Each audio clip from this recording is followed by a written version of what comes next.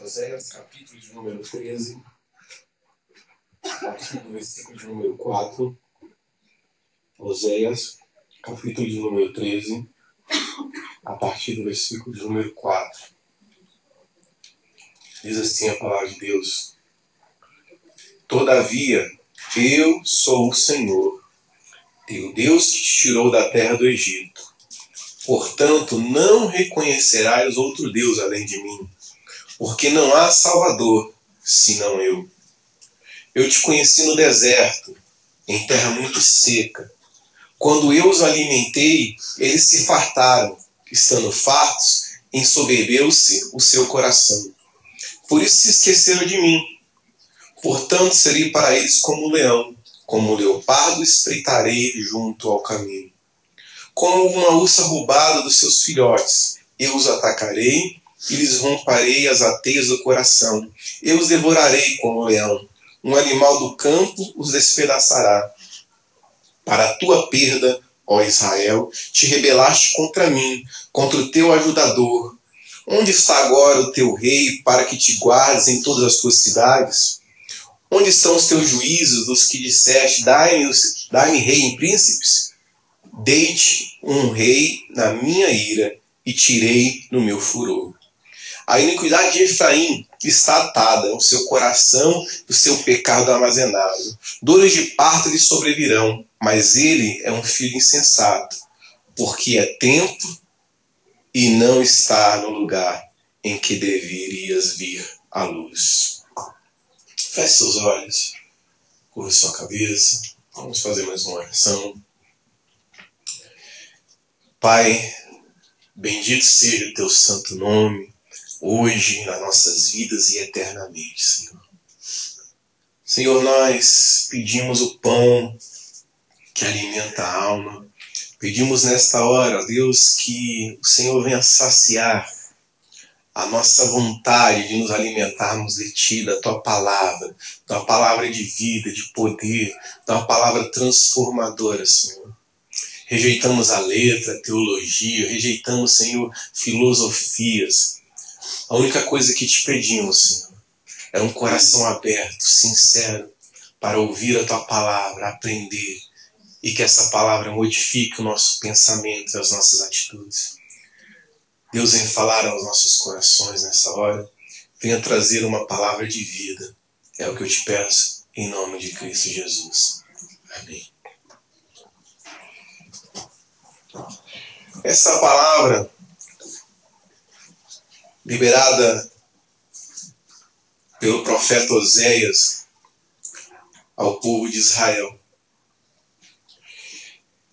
E o texto ele começa com uma lembrança de Deus, como Deus que estivesse ali fazendo que o povo se lembrasse daquilo que havia acontecido nos tempos passados. Deus ele diz pelo meio do profeta que Deus havia tirado o povo do Egito, do deserto. Ali, aquele povo conheceu a Deus. E no tempo que aquele povo tinha uma necessidade, a palavra de Deus diz que Deus supriu aquele povo. Mas a palavra de Deus também nos diz que depois que Deus supriu aquele povo se esqueceu de Deus, virou as costas para Deus. E a Bíblia diz que Deus, por causa dessa atitude, dessa rebelião, dessa rebeldia do povo, Deus seria para eles como um leão, um leopardo à espreita, como uma ursa no qual haviam roubado os seus filhotes. Sabe, queridos, Deus é um Deus que ouve orações. Deus é um Deus que supre as necessidades. Deus é um Deus que quando nós clamamos, a Bíblia diz que Ele nos responde. Mas, querido, será que você tem correspondido às respostas de Deus na tua vida? Será que você tem correspondido aos milagres de Deus na sua vida? Não que devemos fazer algo em troca, mas, querido, quando nós nos sentimos gratos a alguém, é do ser humano querer fazer algo em troca, querer corresponder àquilo, àquele favor. Mas, querido, por muitas vezes Deus tem feito milagres nas nossas vidas, por muitas vezes Deus tem falado, suprido, agido em nossas vidas. E nós achamos que Deus não fez mais do que a obrigação dele em fazer. No momento que a porta se abre, no momento que o milagre acontece, até ficamos gratos naquele instante. Mas será que nós temos correspondido àquilo que Deus tem feito nas nossas vidas? Você tem correspondido aos milagres de Deus, ao cuidar de Deus sobre a sua vida, sobre a sua casa? Quando o povo estava ali naquele deserto, quando o povo estava passando por dificuldades, querido, o povo sabia clamar, mas o povo não sabia corresponder. É do ser humano, querido, saber pedir. É do ser humano saber querer. É do ser humano, sabe, gritar por socorro. Mas muitas das vezes, nós temos o coração ingrato, porque recebemos, mas não correspondemos. E o que seria corresponder? Corresponder é você ter uma atitude coerente com aquilo que foi feito para a tua vida. Se uma porta foi aberta na sua vida, a sua atitude de coerência é querer ser grato por aquilo que foi feito e agir como alguém que foi grato por aquilo. Mas muitas vezes que nós nos alegramos no primeiro momento, nos primeiros segundos, nos primeiros minutos, dias e meses daquela porta, mas começamos a não corresponder com aquele milagre que foi feito. E como é que eu não correspondo a esse milagre? Sabe, quando você está saindo da linha entre servir, ser grato a Deus, para uma linha, querido, que é contrária, que é uma linha da ingratidão, da rebelião, da rebeldia e da revolta contra Deus. Às vezes você não está vivendo o teu melhor momento, mas com certeza, querido, esse não tem sido o seu pior momento. Às vezes você não está vivendo o teu milagre, seu momento de auge, mas com certeza, querido, não tem sido os seus piores. Nós temos que aprender, querido, sobre gratidão. Nós temos que aprender, querido, que a gratidão é algo que é esperado por Deus, não porque Ele necessite, porque Ele é Deus independente do que você faça. Mas quando amamos alguém, o mínimo que esperamos, querido, é uma resposta a esse amor.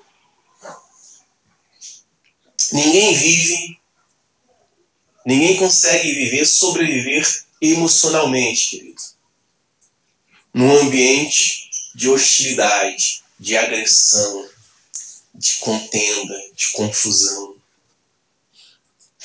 Sabe, e quando nós olhamos a história do povo de Israel, você vê que em muitos momentos eles viviam conflitos, lutas, dificuldades, gigantes que surgiam diante deles, físicos e espirituais. Problemas que aos olhos do povo de Israel eram maiores do que ele mesmo. E você via o povo clamando, sabe, pedindo a intervenção de Deus nas suas lutas, nas dificuldades. Deus vinha, intervinha, fazia um milagre, fazia algo por aquele povo, dava vitória. E logo depois, o povo se esquecia do que Deus havia feito. Sabe, e o interessante, ponto-chave desse texto, ele está no versículo de número 13. Que ele diz, olha, porque é tempo e está e não está no seu lugar. Todos nós sabemos, você já ouviu inúmeras ministrações, que existe um tempo de Deus para todas as coisas. Mas sabe o que me chamou a atenção nesse texto? Não é saber que existe um tempo. É saber que quando acontece esse tempo, quando chega esse tempo, eu não estou no lugar certo. Ele diz, olha, porque é tempo e não está no lugar em que devia vir a luz. É como se Deus falasse, chegou o tempo do teu milagre e você não estava no lugar certo para que o milagre acontecesse. Chegou o tempo de eu mudar a sua história e quando chegou o tempo, você não estava no lugar que eu esperava que você estivesse. Ele diz, porque é tempo e não estava no lugar em que deverias vir a luz. Sabe, muitas vezes as pessoas desistem de Deus, desistem do seu propósito, do seu chamado, porque não aguentam mais esperar o tempo de Deus. E às vezes está tão próximo esse tempo, e quando Deus vem fazer um milagre, cadê você? Você não está no lugar, você não está na posição que Deus esperava que você estivesse. E posição não entenda como cargo dentro da igreja, entenda como posição, como posicionamento diante de Deus. Sabe quantas pessoas deixam seus posicionamentos, abandonam suas posições perante o Senhor? Por quê? Porque não sabem esperar o tempo de Deus. Porque não sabem, querido, diferenciar o seu tempo, a sua necessidade, com o tempo estabelecido por Deus. Sabe, quando nós não sabemos esperar esse tempo, quando nós não estamos no posicionamento correto de Deus, nós perdemos, querido. Perdemos o tempo do milagre, perdemos a recompensa do milagre, perdemos o objetivo do milagre. Fala para a pessoa que está perto de você. Não saia do seu posicionamento em Deus. Ainda que demore. Não saia. Sabe, queridos, nós temos a tendência a abandonar porque não sabemos esperar. Nós temos a tendência a desistir quando as coisas se prolongam a mais do que esperamos. Nós temos a tendência em simplesmente desistir, largar, quando não acontece no nosso tempo. Simplesmente abrimos mão e dizemos, olha, não é da vontade de Deus. Ou simplesmente, não, está na mão de Deus. Mas não é como um sentimento de confiança, mas como um desejo, um sentimento de abandono. Então simplesmente largamos o projeto, largamos o sonho, largamos aquilo que temos como ideal para as nossas vidas, porque nós não sabemos esperar o tempo. E jogamos para Deus, não como confiança, mas como algo já abandonado. Está na mão de Deus. Queridos, não saia do teu posicionamento de fé. Não saia do teu posicionamento de confiança.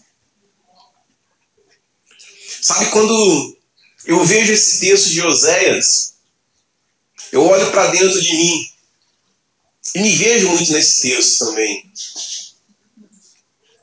Milagres que Deus faz, milagres que Deus fez, milagres que Deus iria fazer. E pela falha humana, pelo fator humano, muitas das vezes deixamos de experimentar o melhor de Deus. Muitas das vezes deixamos o milagre ir, porque não estávamos no lugar certo, na hora certa, no tempo certo de Deus. E no verso de número 14, Deus fala, olha, eu os remirei da violência, do inferno e os resgatarei da morte.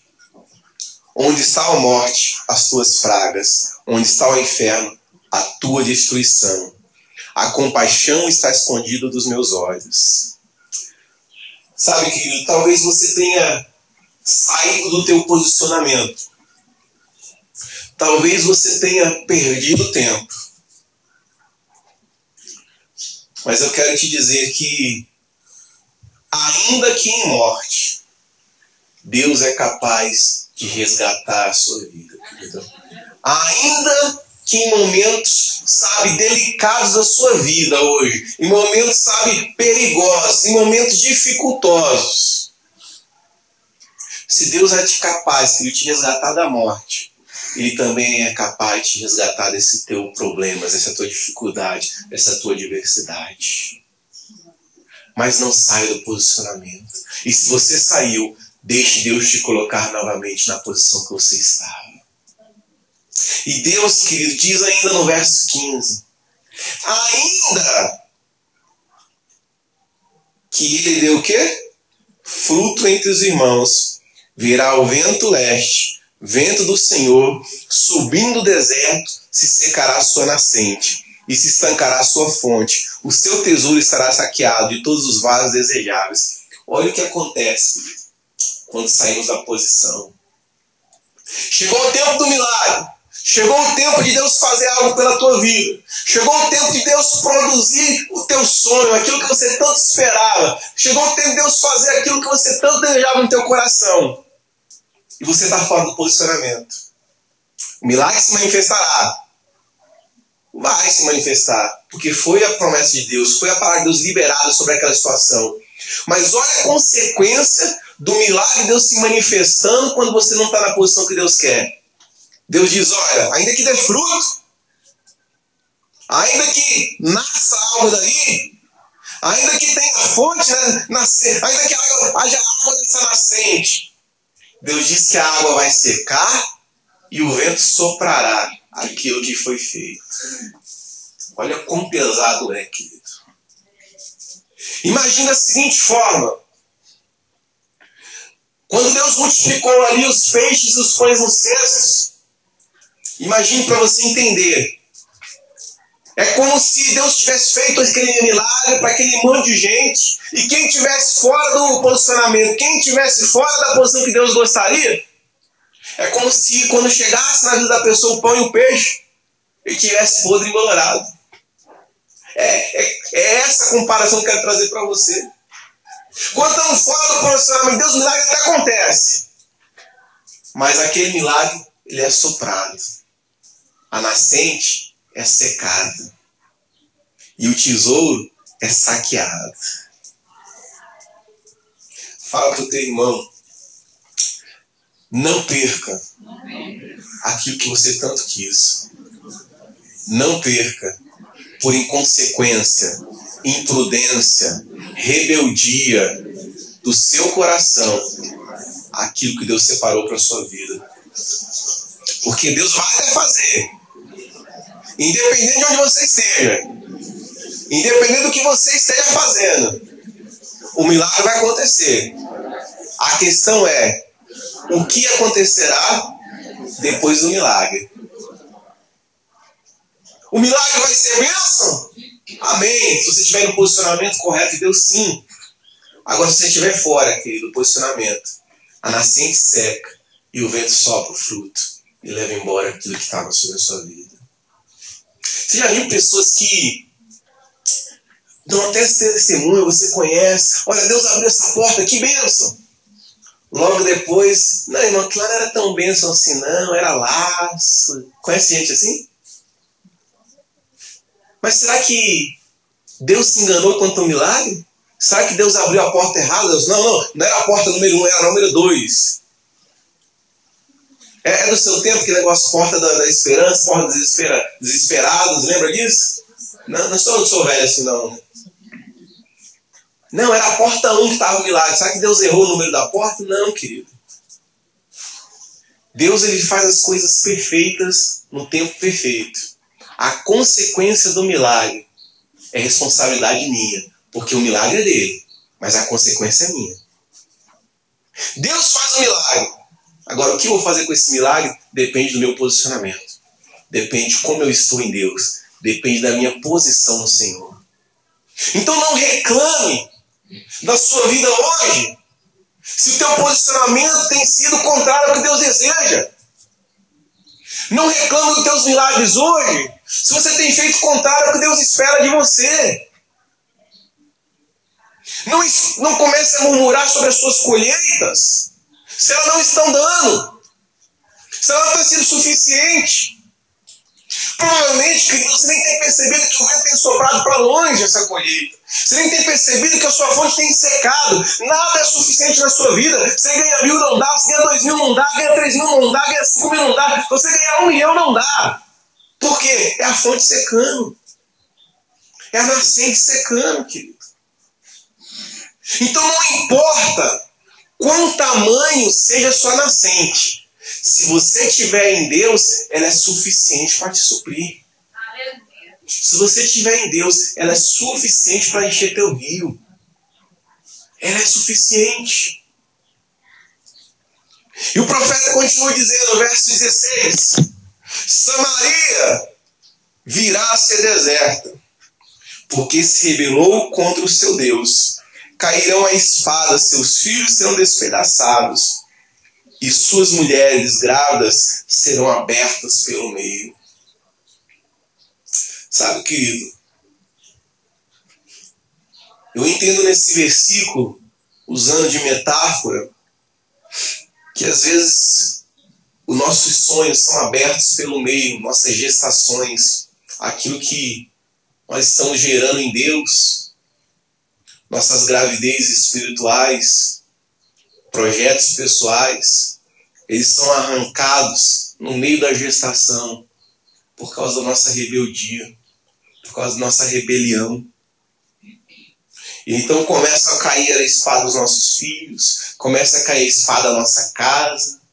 Aquilo que nós colocamos como idealização perante o Senhor é arrancado de nós de forma brusca, de forma, agressiva, sem mesmo termos tido a chance de ver o sonho sendo concebido, ainda na gestação dos sonhos. Por quê? Por causa da rebelião, da rebeldia. A Bíblia diz que Deus abomina a rebeldia. Deus abomina de tal forma, querido, que ele compara a rebeldia ao pecado de feitiçaria. De tão grave para Deus a rebeldia, ele faz a comparação que a rebeldia é igual a feitiçaria. E olha que Deus abomina a feitiçaria. Você vê o tanto que é grave. Sabe aquele tipo de gente, eu não faço, eu não vou, eu não quero. Rebelião, coração. Eu só faço o que eu quero, só faço o que me der na telha. Rebeldia, coração duro. Rebelião. Sabe, querido? E a prosperidade, ela não está em dinheiro e riqueza. A prosperidade, querido, é algo muito maior do que isso. A maior prosperidade do homem, querido, é uma vida plena com o Senhor. É uma vida espiritual, cheio de vida. Não são teus recursos que dirão o quanto você é próspero. Deixa de rebeldia, querido. Arranca do teu coração rebelião. Arranca isso da tua vida. Isso é como uma praga que cresce dentro de você. Isso é uma praga que alastra dentro da tua alma. Isso é uma praga que cresce e vai tomando, sufocando a sua vida, sufocando o Espírito de Deus na sua vida. Arranca isso de você. Não deixe esse câncer tomar conta da tua alma. Não deixe esse sentimento que eu me mando venha, realmente tomar conta da tua vida. Dependa de Deus somente. Submeta a sua vida ao Senhor, submeta a sua vida ao parecer de Deus. Pare de trilhar suas próprias, decisões, seus caminhos por aquilo que você acha que é. Porque quando a coisa arrebentar lá na frente, você vai clamar a Deus. Mas quando você decidiu lá, você não consultou a Deus.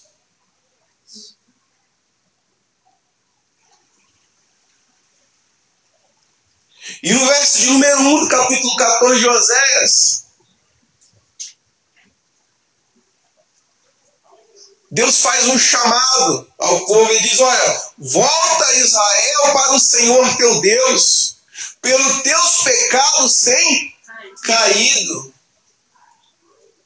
Volta, querido, para Deus. Você que está longe da casa de Deus, volta. Você que está dentro da casa de Deus, mas longe de Deus, volta. Volta para Deus. E ele não está falando em frequentar uma igreja, embora seja muito importante isso. Ele diz se voltar para Deus, porque tem muitas pessoas que estão dentro do templo, mas estão longe de Deus. Sentados nas igrejas, mas coração distante de Deus. Entram, sabe, numa frieza, numa indiferença, e se distanciam cada vez mais de Deus. Então volta, ó Israel, para o teu Deus, pelos teus pecados têm caído. Não é o inimigo que tem se levantado, não são os demônios que têm se levantado, não são os espíritos das trevas que têm se levantado, mas são os pecados que têm feito cair.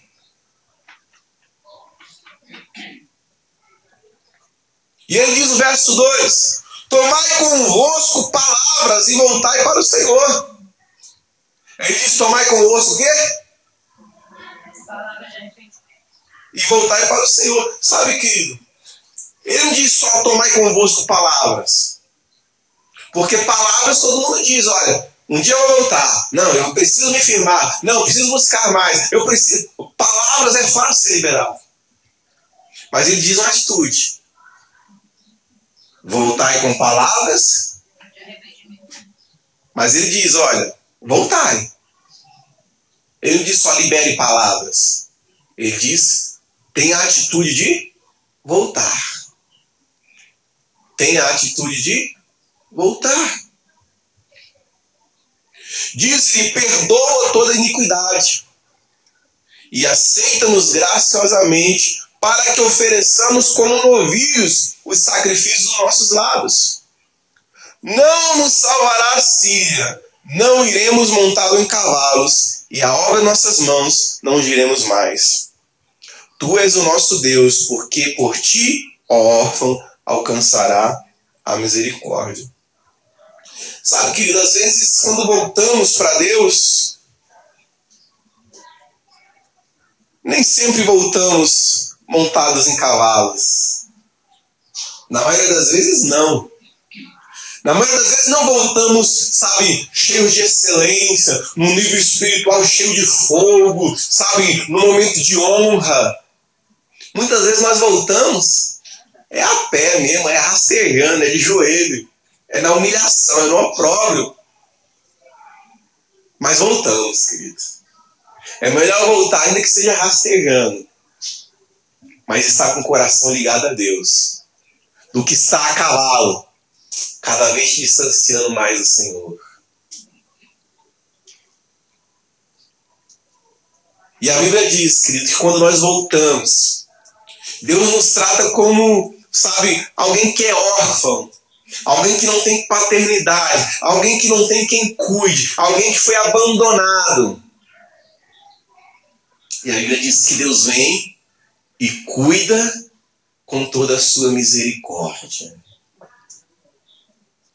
Então, querido, não diga o quanto você está sofrendo, não diga o quanto você é sofrido, não diga o quanto você já sofreu, não diga o quanto abandonado você está, o quão descuidado você está. Querido, me desculpa a expressão, chega de mimimi espiritual. Porque você não deve dizer para Deus o quanto sozinho você se sente, e sim o quanto de Deus você precisa. Amém. Porque, querido, um órfão é uma pessoa desabrigada, emocionalmente, naturalmente, desamparada, mas é alguém que quer ser cuidado.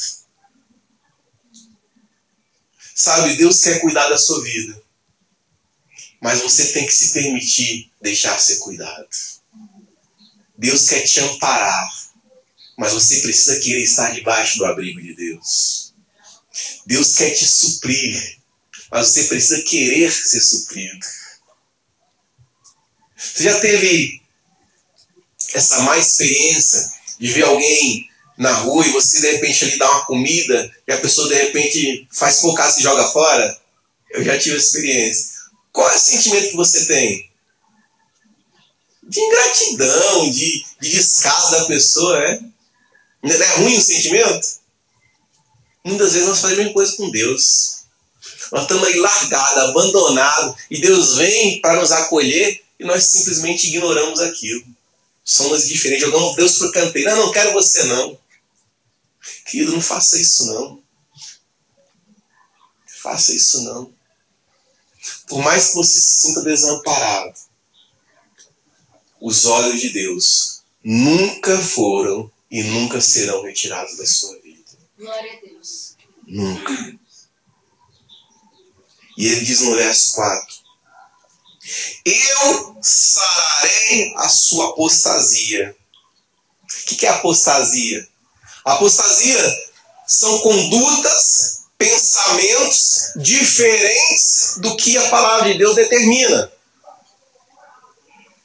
Deus está dizendo, eu sararei aquilo que hoje te faz viver fora do padrão de Deus. E diz mais, eu voluntariamente o quê? Os amei, os amarei. Sabe, querido, Deus faz não é por dó. Deus faz porque te ama. Deus faz não é porque você é um coitado ou uma coitada. Deus faz porque simplesmente a Bíblia diz que Deus decidiu te amar. Simples assim, querido. Amém. E ele diz, porque a minha ira se apartou deles. Verso 5. Eu serei para Israel como um orvalho. Ele florescerá como o lírio e espalhará as suas raízes como o cedro do Líbano. Sabe que Deus vai ser como um orvalho na sua vida. Quando você menos pensa, sente, querido, o agir de Deus está acontecendo. Ele está ali regando a sua vida, Ele está cuidando. Ao ponto, querido, que as tuas raízes vão crescer, vão se estabelecer para que você realmente veja o milagre de Deus na sua vida. E você estenderá os ramos, como diz no verso 6. E a sua glória será como a da oliveira, e o seu odor como o cedro do Líbano. Sabe, querido? Olha a reversão de Deus aqui na sua história, na sua vida. Se antes estava abandonado, se antes estava destruído, Deus começa a mudar a sua história quando você volta o coração para Deus. Deus começa a mudar o seu quadro quando você volta o seu coração para Deus. E ele diz, verso de número 7, voltarão a habitar onde? Na sua sombra. Se antes você era órfão, desamparado, Deus está dizendo, você voltará a abrigar, a morar debaixo da minha sombra. Como diz em Salmo, a sombra do Onipotente, que descansará. E direis o quê? Tu és o meu Deus, o meu Senhor. E diz, serão vivificados como o trigo, e florescerá como a vide. A sua memória será como o vinho do Líbano. Ó Efraim, que mais tenho eu com os ídolos? Eu te ouvirei e cuidarei de ti. Quantos querem ouvir isso de Deus? Você quer ouvir isso de Deus, querido? Olha Deus falando, eu te ouvirei. E o quê? Cuidarei de ti. Eu quero isso para a minha vida e para a sua vida. Eu quero que Deus abra, sabe, sua boca, os lábios lá no céu e fale isso para a minha vida e para a sua vida. Eu cuidarei de ti e te ouvirei. Eu sou como o pinheiro verde. De mim vem o quê? De quem é o fruto, querido? De Deus. De Deus. Ele diz, olha, de mim vem o teu fruto. Então aquilo que você tem esperado hoje, ele não vai vir de um homem, aquilo que você tem esperado hoje não vai vir do seu emprego, não vai vir da sua faculdade, não vai vir do seu estudo, não vai vir do seu concurso público, embora talvez seja instrumento para isso. Mas principalmente, aquilo que você espera vem de Deus. Vem de Deus, querido. Quem é sábio para que entenda essas coisas e prudente para que as saibas? Os caminhos do Senhor são retos. Os justos andam neles, mas os transgressores, o que acontece? Neles tropeçam. Sabe, querido, o caminho de Deus é justo, é reto. Quem tropeça? Os transgressores. E por que tropeçam? Porque não sabem esperar o tempo de Deus e saem dos seus posicionamentos. Não sabem esperar o tempo de Deus e saem das suas posições em Deus. É por isso que tropeçam. Quando as pessoas, eu e você tropeçamos, não foi fruto do acaso, não foi fruto, sabe, de uma obra maligna. Não, foi fruto de uma decisão nossa, porque não soubemos esperar o tempo de Deus, o agir do Senhor nas nossas vidas. Então tropeçamos nas pedras que nós mesmos colocamos. Sabe, querido, eu desejo que o teu coração se acalme para saber esperar o tempo do Senhor na sua vida. Parece algo tão religioso, tão igrejeiro. Espere o tempo de Deus. Não, mas não é esse igrejeiro que eu quero te falar, não.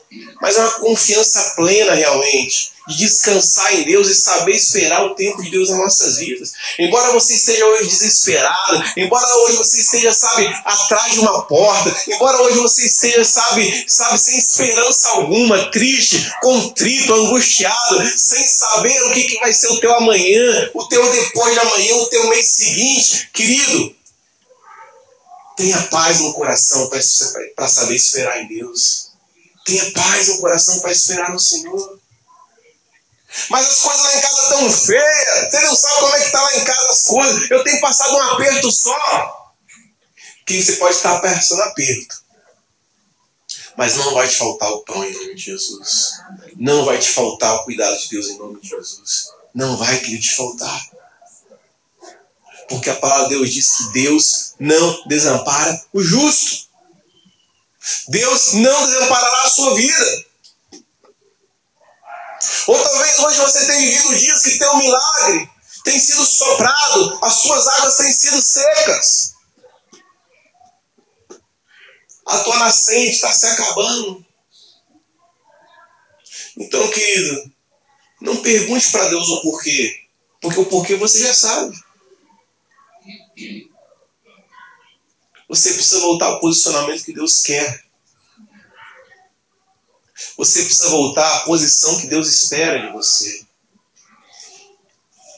E você sabe exatamente qual é essa posição. Você sabe exatamente o que Deus espera de você. Sabe ou não sabe? Sabe, querido. Você sabe o que Deus pretende. Você sabe o que Deus deseja de você. Você sabe. Você não faz porque não quer. Você não faz porque não tem força. Você não faz, sabe, porque não tem vontade. Mas você sabe o que Deus espera. Que nessa hora, então, você possa voltar aos caminhos retos de Deus. Que você possa voltar à presença de Deus. Ainda que você esteja dentro da igreja, mas esteja afastada de Deus. Volte para o teu lugar. Volte para o teu posicionamento. Volte a ser o que você era. Deixe ser cuidado por Deus. Deixe Deus cuidar da sua vida. Sabe, tenha um coração cheio de paz. Embora tudo ao teu redor esteja quebrando, querido. Tenha paz no seu coração para saber esperar. Porque não tarda, querido. Não tarda. Mas a promessa se cumprirá na minha vida, na sua vida. O tempo, querido, da manifestação de Deus. O tempo do milagre de Deus vai chegar na sua vida, na sua casa, em nome de Jesus. Pastor, mas eu não sei se eu vou aguentar. Aguenta, irmão. Aguenta sim. Porque Deus não nos dá fardo, carga, a qual nós não podemos levar. Porque Deus diz o quê? O meu fardo é leve, meu jugo é suave. Sabe, querido, que eu desejo Pai, que essa palavra tenha atingido o objetivo dela, produzindo no teu coração um desejo, uma disposição para voltar à posição. E que teus milagres possam ser vistos por você e por todos, e não venham ser soprados. Pelo contrário, você possa experimentar, aproveitar do fruto que Deus vai trazer sobre a sua vida e sobre a sua casa. Em nome do Senhor Jesus Cristo, querido.